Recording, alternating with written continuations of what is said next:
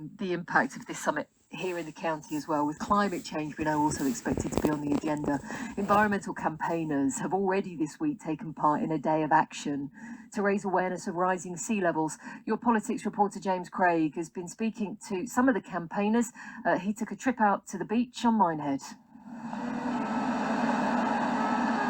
Well, along with the seagulls and the waves lapping at the shore and all the normal sounds of the seaside, there's another attraction on Minehead's town beach today, and campaigners are trying to strike a musical note. I'm Sigurd Reimers and I live in Taunton. I have to start with, why the sax? What we want to do is to create, I suppose, a bit of attention to a serious issue, and there's nothing like playing a couple of tunes. We're just playing a couple of tunes to draw the attention, but not wanting a crowd. On a serious note, what's the message that you're trying to send today? There's banners and placards. What's the point you're trying to get across? We are very concerned about climate justice, particularly the third world that's already taken an enormous battering. But on the local level, certainly our children and our grandchildren living in Somerset are in for a rough time here. Slowly but surely, the tides are rising here. So the message we want to send to our leaders in G7, great that they're there. We're a bit sceptical about whether what the commitments will result in when we look at some of the policies that are being pursued in this country, but also in other G7 countries.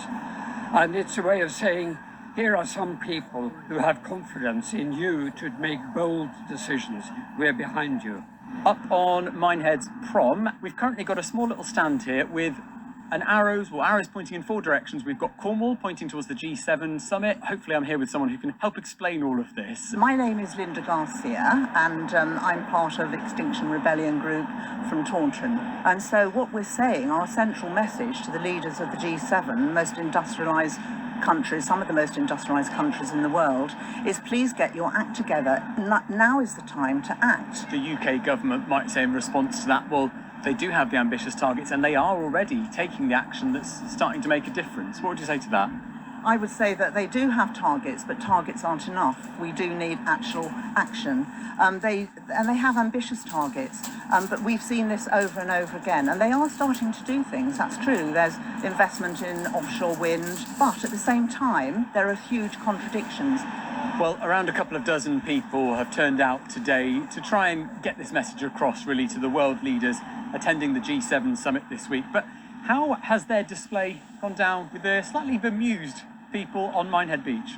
My name's Martin. I'm from Birmingham on a holiday. Just popped to Minehead today, and basically I've seen those signs being put up by some gentlemen highlighting the sea levels, where sea levels are. As more people become aware, things may get done and try and improve the environment for the world. My name's Holly. I'm almost 13 and I live here in Minehead. You're here on the beach today with your mum, and she said that you've been learning about climate change in school. What's most caught your attention? The fact that it's not just the bigger people that have to sort it out, it's all of us have to help, and they have to make it viable for us, but we all have to help chip in. So I'm back down on the beach and I'm chatting to a lady who has a seagull on her head. Tell me about this seagull creation. My name's Jenny Dutton and I'm part of WiveXR. My seagull arrived because we were walking on Blue Anchor Beach and there was so much plastic, so we picked up the plastic and I've made the seagull so that it looks like it's sitting on a nest of plastic. So I just think that everybody just needs to be thoughtful about how they dispose of their rubbish on the beach and generally try not to use so much plastic altogether.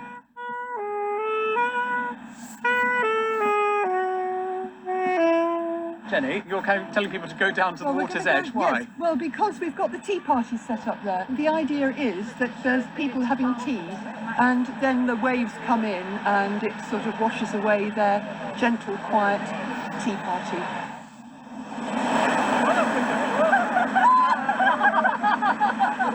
Well, not content with holding a tea party in the surf, these three local campaigners have gone one step further. They're in their pyjamas, looking slightly wet and a bit bedraggled, if you don't mind me saying. What's your name? Feeling it, Hannah. What did you just do? Explain for our listeners.